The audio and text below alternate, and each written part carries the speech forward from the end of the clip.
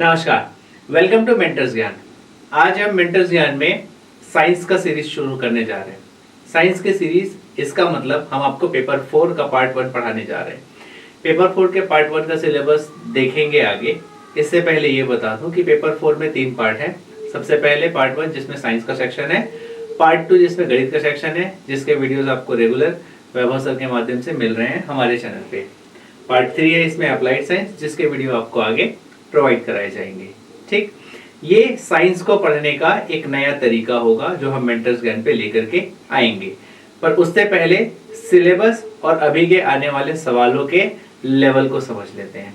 ठीक, सबसे पहले आते हैं सिलेबस। सिलेबस में क्या क्या होगा उसको डिस्कशन करते हैं। ठीक, अगर आप सीजीपीएससी का सिलेबस देख पा रहे हैं तो ये सबसे पहला पार्ट आपको दिख रहा होगा।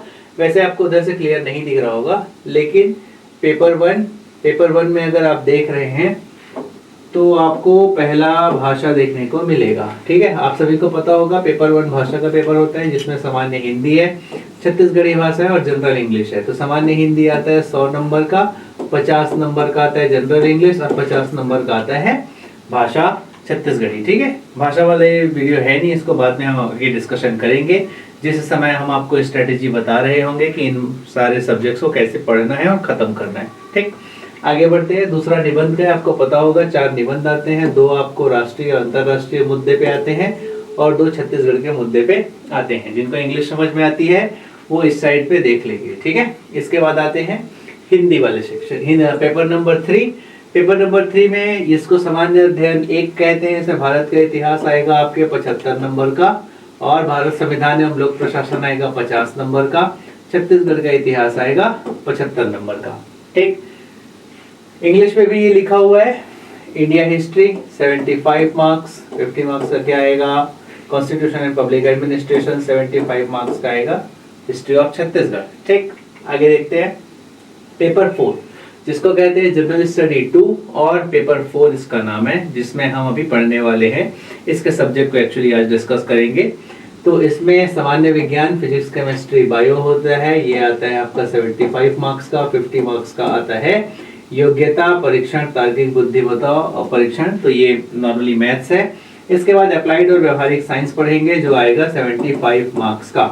सेम इंग्लिश में भी वही लिखा हुआ है, आप इंग्लिश पढ़ सकते हैं। ठीक है, आगे देखिए पेपर नंबर 5 जो आएगा, ये इसको कहते हैं सामान्य अध्ययन 3 यानी जनरल स्टडी 3। इसमें इकोनॉमिक्स ऑफ इंडिया और छत्तीसगढ़ जो है वो 75 मार्क्स का आएगा। फिर जियोग्राफी ऑफ इंडिया आएगा 50 मार्क्स का और 75 मार्क्स का आएगा जियोग्राफी ऑफ छत्तीसगढ़। ठीक, हिंदी में भारत और छत्तीसगढ़ का जो अर्थव्यवस्था है वो 75 नंबर का आएगा। भारत का भूगोल 50 नंबर का आएगा और फिर छत्तीसगढ़ का भूगोल कितने नंबर का आएगा, 75 नंबर का आएगा। क्लियर है, आगे बढ़ते हैं। सामान्य अध्ययन 4 यानी पेपर 6 प्रश्न पत्र 6, दर्शन शास्त्र, फिलोसफी, ये वाला पोर्शन आपके 75 मार्क्स का आता है।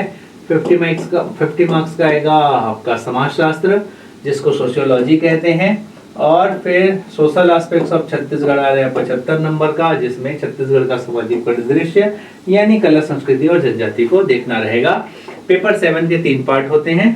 तीनों पार्ट में पहले पार्ट में कुछ एक्ट्स रहते हैं, कल्याणकारी और विकासात्मक कार्यक्रम और कानून। कार्यक्रम का मतलब जो गवर्नमेंट के कार्यक्रम है, योजनाएं हैं, वो 75 नंबर का आता है। अंतरराष्ट्रीय संबंध और खेल ये आते हैं 50 नंबर का, सेकंड पार्ट में होता है। और 75 नंबर का आता है शिक्षा और मानव संसाधन विकास। ठीक है, ये हो गया सिलेबस पूरे सीजीपीएससी का।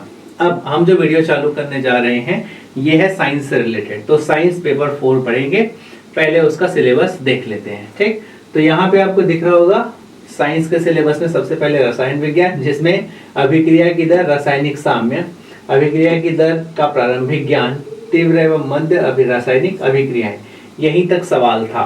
ठीक है, सिलेबस में यही लिखा हुआ है। इस बार के सवाल में क्या पूछा था, अभिक्रिया के दर में साम्य स्थिरांक, आपको अभिक्रिया की दर निकालना था और उसका इनको बताना था कि यूनिट क्या होगा। देखिए सिलेबस का नाम यही है, पर जो सवाल आए थे वो थोड़े एडवांस लेवल के थे। ऐसा कैलकुलेशन जिसमें सांद्रता को डिवाइड करके हमें दर की वैल्यू निकालनी होती है, हम नहीं पढ़े हैं। ठीक, कब तक के सिलेबस में? 10वीं तक के सिलेबस में।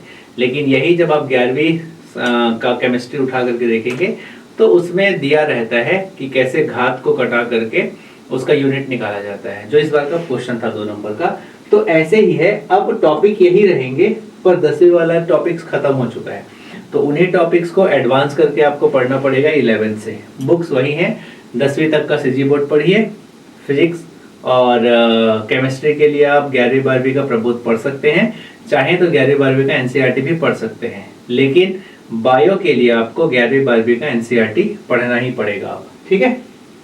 कम से कम जो सवाल आए हुए हैं उन्हीं सवालों को 11वीं 12वीं के एनसीईआरटी में थोड़ा डीप में देख लो, मजा आएगा, ठीक है। बायो के लिए तो स्पेशली। इसके बाद देखिए अगला है धातुएं। तो धातुओं का आवर्त सारणी में स्थिति, सीधा सीधा आपको आवर्त सारणी याद होना चाहिए, ऐसा कुछ आजकल का सिनेरियो बन रहा है। फिर उसमें धातु कहाँ पे होते हैं, खनिज और अयस्क में अंतर क्या होता है, क्या क्या होते हैं खनिज और अयस्क, और उसके बाद अयस्कों से कैसे धातु प्राप्त किया जाता है, शुद्ध धातु जिसमें कॉपर का निष्कर्षण या फिर लोहे का निष्कर्षण हम देखे हैं। आगे अयस्कों का सांद्रण, निस्तापन, भर्जन, प्रगलन और शोधन, ठीक। इसके बाद कॉपर आयरन का धातु कर्म, जो भैया मैंने थोड़ी देर पहले मैंने आपको बताया है।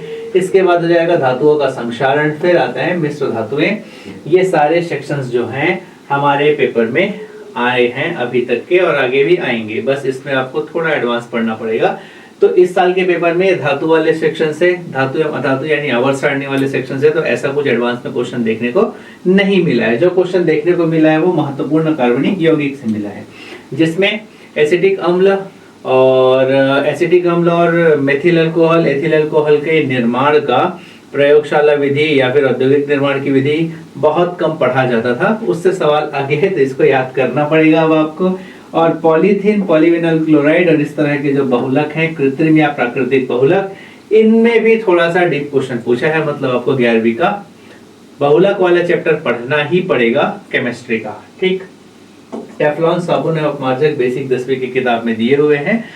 उसके बाद भी इन सारे पॉइंट्स को आपको 11वीं की बुक से पढ़ना पड़ेगा, जैसा इस साल सवाल आया है, ठीक। आगे देखते हैं केमिस्ट्री। केमिस्ट्री हो जाता है और इसके बाद अगला पेज जो आता है वो आता है फिजिक्स का, यानी भौतिक शास्त्र। फिजिक्स में सबसे पहला पॉइंट है प्रकाश, दैट मींस लाइट। लाइट का क्या देखना है अपने को, लाइट का नेचर, लाइट में रिफ्लेक्शन यानी परावर्तन, फिर रिफ्लेक्शन के नियम आ जाएंगे, rules, loss for law of reflection, फिर आता है समतल और वक्र सतह से परावर्तन। समझ आ गया, मतलब प्लेन और कर्व्ड सरफेस से रिफ्लेक्शन देखना है। फिर इसके बाद प्लेन सरफेस देखेंगे, फिर इसके बाद अच्छा ये कंटिन्यू में प्लेन, कॉन्वेक्स और कॉनकेव, इनके द्वारा जो भी आपका इमेज फॉर्मेशन होता है या प्रतिबिंब बनता है उसकी रचना के बारे में पढ़ना पड़ेगा।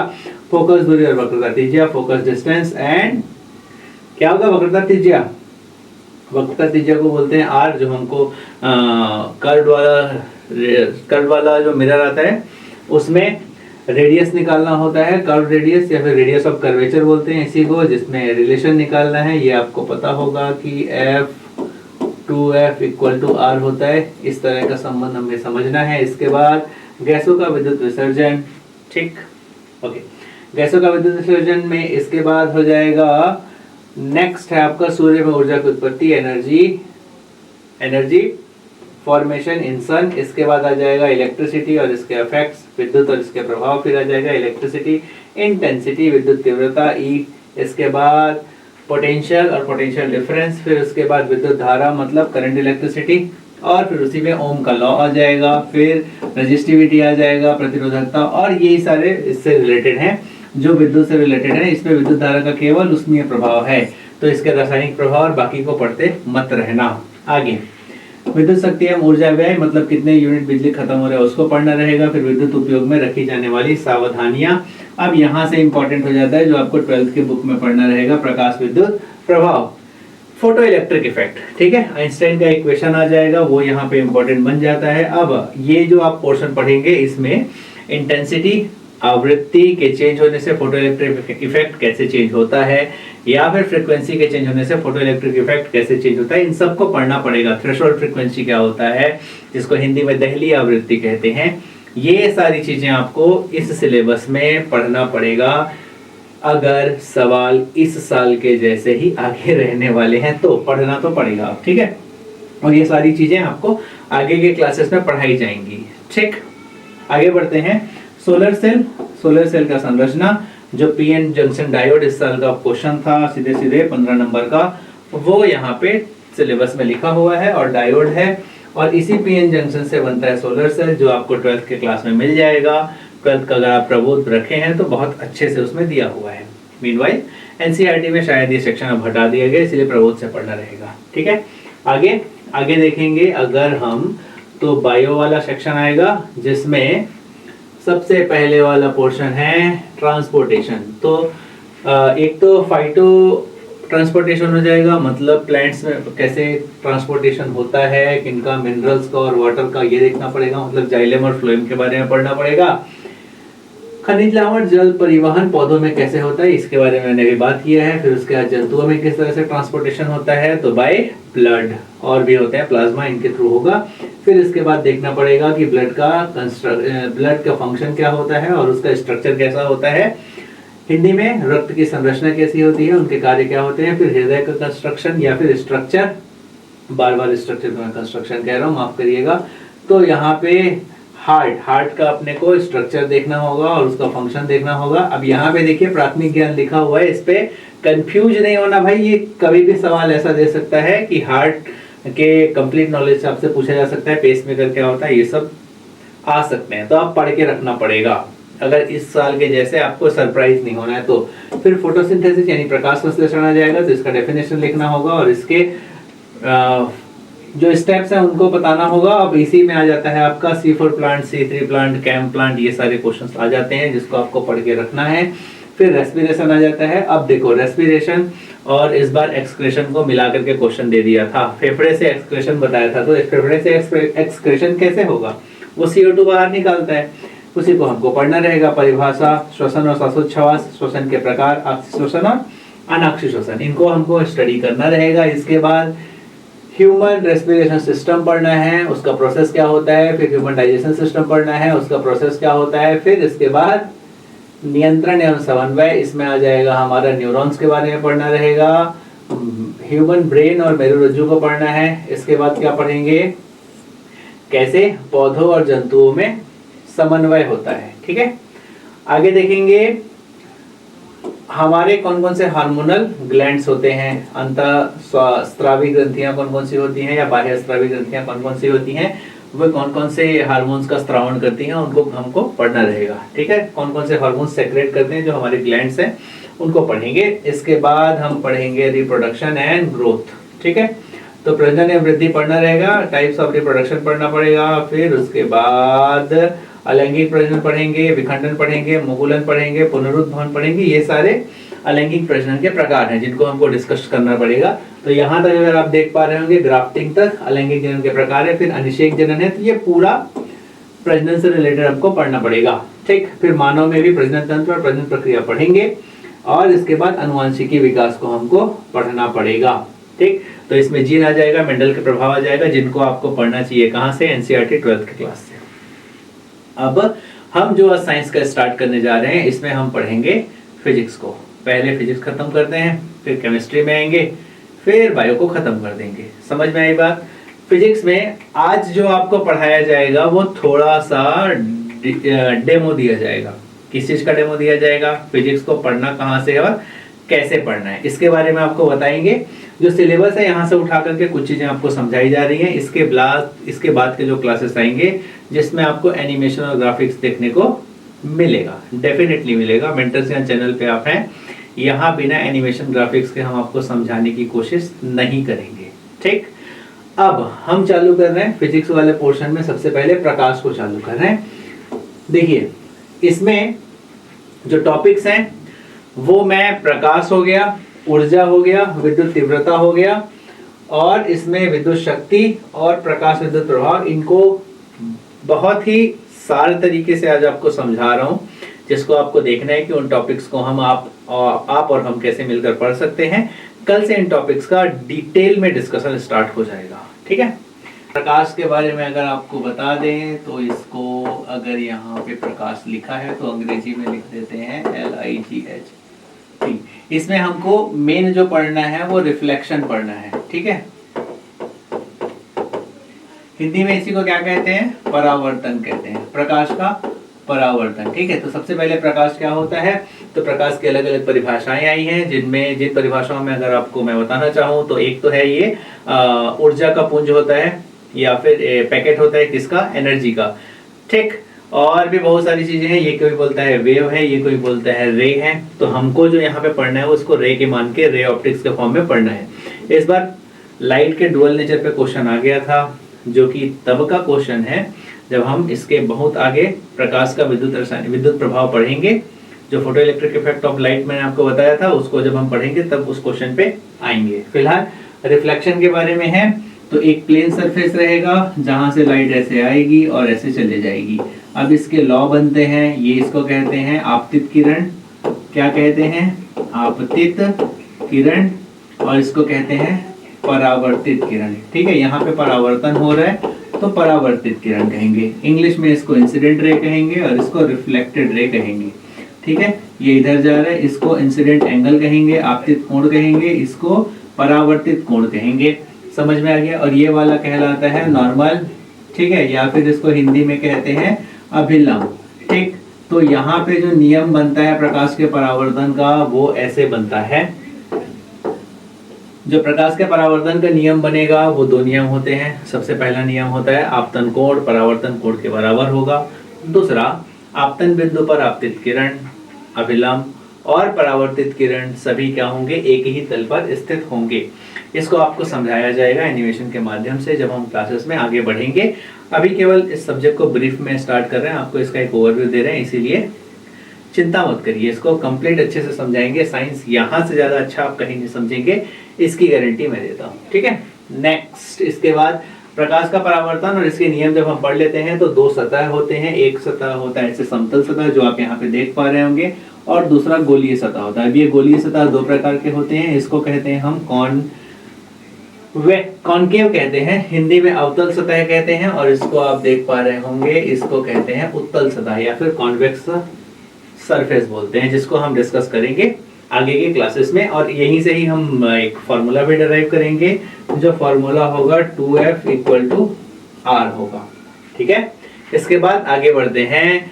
आगे बढ़ेंगे तो हम सूर्य में ऊर्जा की उत्पत्ति देखेंगे, जिसमें नाभिकीय संलयन होगा, दो हाइड्रोजन मिल करके एक हीलियम बनाएंगे। कैसे होगा इसको एनिमेशन के फॉर्म में देखा जाएगा। ठीक है, ऊर्जा की उत्पत्ति के बाद स्वच्छ ऊर्जा की ओर चलेंगे, जिसमें हमको पढ़ना होगा नाभिकीय ऊर्जा।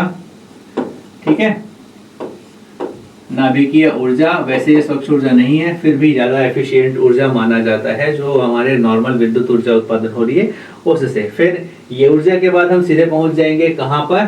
ऊर्जा के बाद हमको पहुंचना रहेगा विद्युत धारा पर। ठीक है, तो विद्युत धारा क्या होता है वो देखेंगे। तो यहाँ पे हो जाएगा V = IR, यानी ये कौन सा है? ओम का नियम है।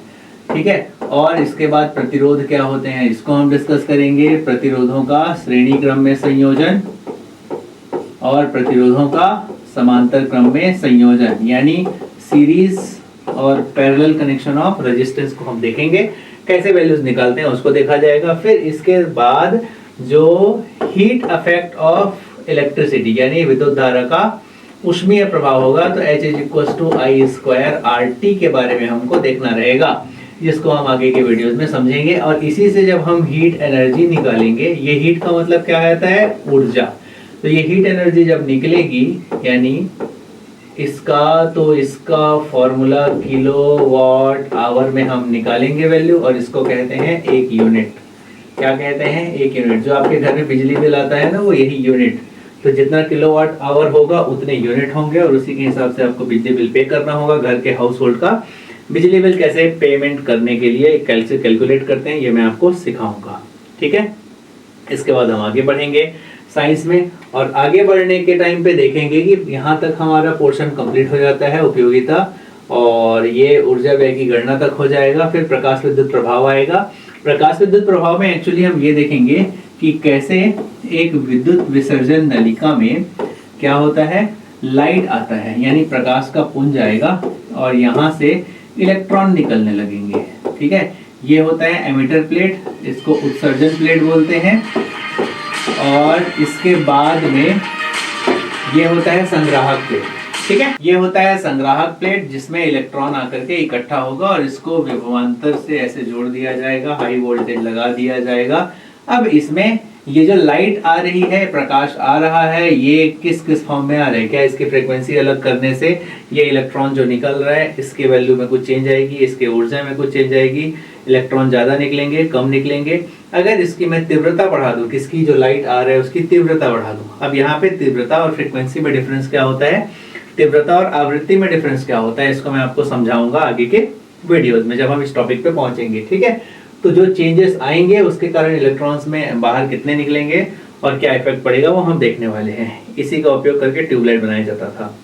ठीक है, जो आपको हम आगे समझाने वाले हैं। वैसे विसर्जन नलिका का उपयोग करके ट्यूबलाइट बनाया जाता था, ये इफेक्ट को यूज करके ट्यूबलाइट नहीं बनाया जाता था। ठीक है, आगे जो हम डिस्कशन करेंगे इसके बाद में प्रकाश विद्युत प्रभाव जैसे ही खत्म होता है, फिर हम आ जाएंगे एनपीएन ट्रांजिस्टर वाले सेक्शन पे, जिसमें हम आपको समझाने वाले हैं सेमीकंडक्टर के बारे में। और यहाँ पे ये पी सेक्शन रहेगा, ये एन सेक्शन रहेगा, एंड ये इसको कहते हैं पी टाइप सेमीकंडक्टर। ये बहुत इंपॉर्टेंट हो गया था इस साल, क्योंकि 15 नंबर का क्वेश्चन यहीं से आया था। ये एन टाइप का सेमीकंडक्टर हो जाता है, कैसे इनके बीच में ये जंक्शन बनता है और ये जंक्शन में वोल्टेज डिफरेंस कैसे डेवलप होता है, इसी को हम पढ़ने वाले हैं। ठीक है, और ये जो होता है ना, ऐसे पीएन जंक्शन बहुत सारे मिला करके बनते हैं सोलर पैनल, जिसको आप अपने छत पर देख पाते हैं। इसी को हम डिस्कस करेंगे आगे कभी।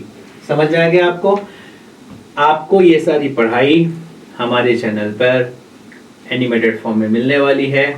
बहुत ही जल्दी इसके वीडियोस आने वाले हैं, स्टे ट्यून रहिएगा।